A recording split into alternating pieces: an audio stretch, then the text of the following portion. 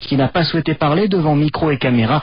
C'est une tactique bien connue qui consiste à envoyer des seconds couteaux au début de la bataille pour se réserver l'assaut final. Grenoble, Nicolas Crozel, France Bleu Isère pour France Info.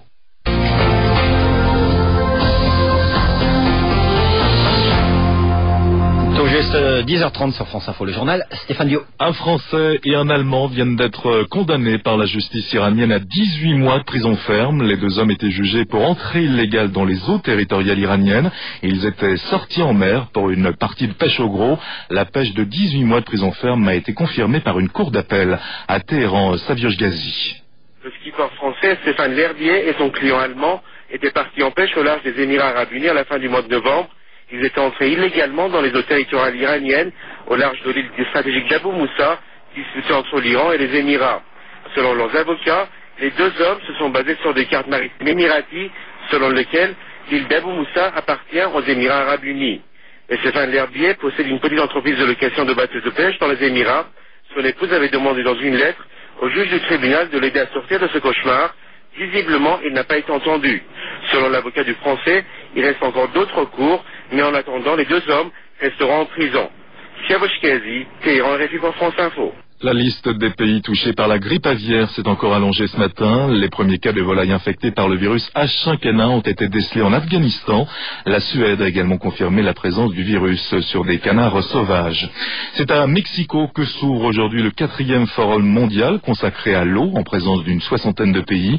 On estime aujourd'hui que près d'1,5 milliard d'êtres humains n'ont pas accès à l'eau potable. Autre sujet évoqué à Mexico, l'assainissement des eaux usées, alors que 8 millions de personnes meurent chaque année d'une maladie liée à l'eau. Retour en France avec la mobilisation contre le CPE. L'université d'Arsenal à Toulouse restera fermée jusqu'à lundi. Après les incidents qui ont éclaté ce matin entre grévistes et non-grévistes, la tension est montée d'un cran. Il y a eu des bagarres et quelques dégâts à Toulouse. Frédéric Bourgade. Hier, l'Assemblée générale avait voté la grève et le blocage, mais à une courte majorité de 100 voix environ pour la seconde action. Ce matin, il y avait donc des étudiants désireux d'entrer dans les amphis et un blocage de l'université. Soudain, une vingtaine de jeunes gens, probablement d'extrême droite, casques de moto et armés de parpaings et de gourdins, a fait irruption. Objectif, détruire des vitres pour discréditer le mouvement, explique Anna. À quoi les grévistes qui bloquaient ont répondu par une tentative d'encerclement pour protéger ce qui pouvait l'être. Des vitres ont cependant volé en éclats, provoquant quelques coupures, et des coups ont été échangés. L'affrontement a provoqué un rassemblement des partisans des cours qui criaient « Liberté ». Devant la tension, le vice-président de l'université de l'Arsenal a décidé de fermer l'établissement jusqu'à lundi. Toulouse, Frédéric Bourgade, France Info. Et les étudiants ont mis en place leur propre service d'ordre pour éviter des débordements en marge des manifestations aujourd'hui contre le CPE. Nicolas Sarkozy a mis en garde les manifestants contre l'infiltration éventuelle de casseurs. Il a tenu à rencontrer hier les représentants des organisations étudiantes. Le ministre de l'Intérieur a également appelé les forces de l'ordre à faire preuve de retenue et de sang-froid. Écoutez ce matin la réaction d'Yves Louis, responsable régional Île-de-France du syndicat de policiers Alliance. C'est pas ce que nous attendions. Retenue, je crois qu'il y en a. Sang-froid, fort heureusement, nos collègues ont fait preuve de sang-froid, sinon je crois que la situation aurait été bien pire. Ce qu'on attendait, c'était des mesures très précises et draconiennes concernant les casseurs. C'est-à-dire que je crois qu'il faut absolument durcir au niveau de ceux qui viennent donc commettre des actes de violence dans des manifestations qui n'ont rien à voir avec la manifestation elle-même. C'est ça, c'est cet engagement-là qu'on voudrait du ministre, et non pas des formules toutes faites qui sont appliquées tous les jours. L'ordre doit être maintenu, et ils doivent avoir des directives précises et qu'on puisse à un moment donné sanctionner les gens qui n'ont rien à faire dans des manifestations mais qui sont là uniquement pour en découdre et casser les flics. Et à Paris, la manifestation partira à 14h cet après-midi de la place d'Italie pour rejoindre Sèvres-Babylone. La mobilisation contre le CPE continue. Selon le ministère de l'Éducation nationale, 51 universités sont perturbées. L'UNEF en a compté 64. Dominique de Villepin a réuni dans la soirée à Matignon un séminaire gouvernemental consacré à l'emploi. La réunion a surtout porté sur le contrat première embauche. Le gouvernement fait bloc et affiche sa détermination. Il mise sur la pédagogie pour désamorcer la crise. Nous sommes ouverts au dialogue, a redit hier soir le Premier ministre. Dialoguer, c'est ce que souhaitent également les présidents d'universités réunis hier à Nantes. Et ils appellent le Premier ministre à renouer la discussion avec les organisations étudiantes. Au chapitre des réactions politiques, à retenir celle de l'UDF Hervé Morin. Il demande à Jacques Chirac de s'adresser directement aux Français. En maintenant le CPE, le gouvernement risque de réinstaller la gauche au pouvoir, ajoute Hervé Morin ce matin dans le journal Libération. France Info Actualité. Stéphane Duhaut. Il est 10h35, Gaz de France souhaite augmenter ses tarifs de 16% cette année, c'est ce que croit savoir ce matin le Figaro. L'augmentation se ferait en deux temps, 8% le 1er avril et 8% au 1er juillet. La décision finale reviendra en fait au ministère de l'économie. À retenir ce matin aussi le montant des profits réalisés l'an dernier par les grandes entreprises du CAC 40. Elles ont enregistré en 2005 des bénéfices records, 84 milliards d'euros, en hausse de 27% par rapport à 2004. En tête du palmarès, on retrouve Total devant Sanofi Aventis. BNP Paribas arrive en troisième position avec un peu moins de 6 milliards d'euros de bénéfices. Un mois de prison avec sursis, c'est la peine infligée hier à 4 viticulteurs de l'Hérault poursuivis pour les violents incidents d'il y a 10 jours. Ils avaient notamment incendié des véhicules de gendarmerie et vidé des cuves pour alerter le gouvernement sur les difficultés du secteur. Les 4 viticulteurs ont été jugés hier en comparution immédiate devant le tribunal correctionnel de Montpellier.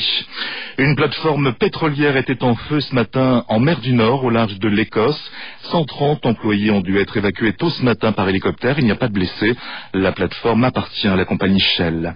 Le Parlement irakien se réunit pour la première fois aujourd'hui, 3 mois, jour pour jour, après les élections législatives du 15 décembre. Mais le pays est toujours plongé dans l'incertitude politique. L'Irak n'a pas encore de gouvernement, faute d'accord sur le nom du Premier ministre et sur le partage des portefeuilles ministériels. Les sports, football, Lille est éliminé de la Coupe de l'UEFA. Hier soir, en 8e de finale retour, les nordistes ont été battus par le FC Séville, 2-0.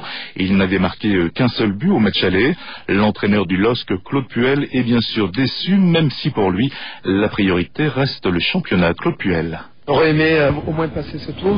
Par rapport à la saison dernière, ça nous aurait permis de monter encore un palier. Bon, c'est peut-être mal pour un bien, dans la mesure où on aurait, à ce rythme-là, on n'aurait pas pu sûrement jouer, notamment le championnat qui reste important. Donc voilà, on va se remobiliser pour le championnat. On va essayer d'évacuer cette déception et préparer comme il faut le match de Marseille et se projeter dans le championnat qui doit être encore une fois notre ligne directrice et répondre bien présent. On va essayer d'évacuer tout ça. Mais la campagne, bon, c'était intéressant d'avoir évolué contre tous ces adversaires, Champions League, UEFA, d'avoir côtoyé différents footballs et d'avoir fait des choses aussi intéressantes. Mais bon, pour le moment, ce qui prime, c'est la déception, surtout à la sortie d'un match comme ça. Suite ce soir des 8e de finale retour de la Coupe de l'UEFA, pari difficile pour l'OM qui se déplace à Saint-Pétersbourg. À l'aller, les Marseillais s'étaient inclinés 1-0.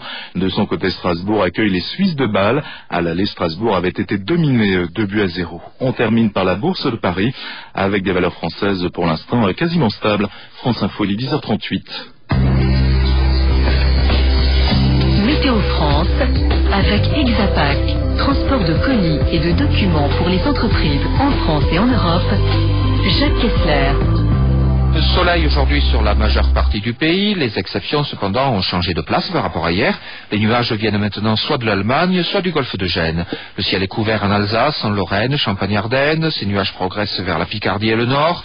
Plus morcelés tout de même, ils pourront circuler temporairement au-dessus des terres de Franche-Comté, Bourgogne, Île-de-France, Haute-Normandie. Dans ces régions, donc, journée partagée, soleil et nuages. Les températures ne dépasseront généralement pas les 10 degrés et seulement 6 prévus à Nancy et à Lille. D'autres nuages sur les Alpes-Maritimes, la Côte d'Azur, la Corse donneront parfois de la pluie, surtout sur la Corse. Le soleil brillera en revanche sur les Alpes du Nord, sur la vallée du Rhône, la région marseillaise, le Languedoc. Soleil et température agréable dans le sud-ouest, un peu moins élevé qu'hier, mais tout de même autour de 16 degrés. Cet après-midi à Auch ou à Montauban. Soleil aussi dans la partie centrale de la France, c'est là où les gelées ont été les plus sévères ce matin, jusqu'à moins 6 en Sologne. Il y fera 9 degrés dans l'après-midi. Retour du soleil dans l'ouest, il fera beau en Bretagne, Cotentin, Vendée, maximum 12 degrés à Nantes. Demain, un peu de pluie en Languedoc-Roussillon et le soir en Aquitaine. France Info Sport. Et les Jeux paralympiques se poursuivent à Turin. Hier, la biathlète Anne Florier a décroché sa 3e médaille personnelle, une médaille de bronze dans le 10 km de ski nordique cross-country. Aujourd'hui, la jeune skieuse de 17 ans, Solène Jean-Baquet, va tenter de remporter une 3e médaille en ski alpin à l'occasion du slalom géant. Elle a déjà obtenu 2 médailles d'or en descente et en super G. Son portrait avec Richard Vivion.